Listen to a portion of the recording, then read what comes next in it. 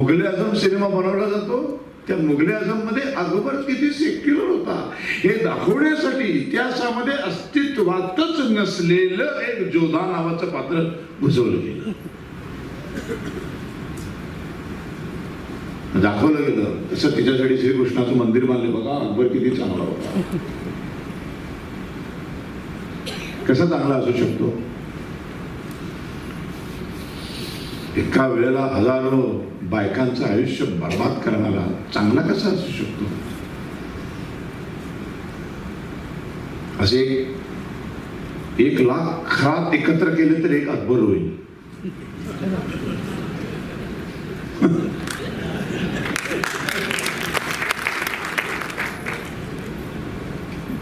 त्याचं महिमा मंडळ. आमचेच मराठी दिग्दर्शक जोधा अकबर नावाची फिल्म बनवतात. ती हिट कोण करतो? हा हिंदू समाज. कारण का? कारण इतिहासाचं नॉलेजच नाही.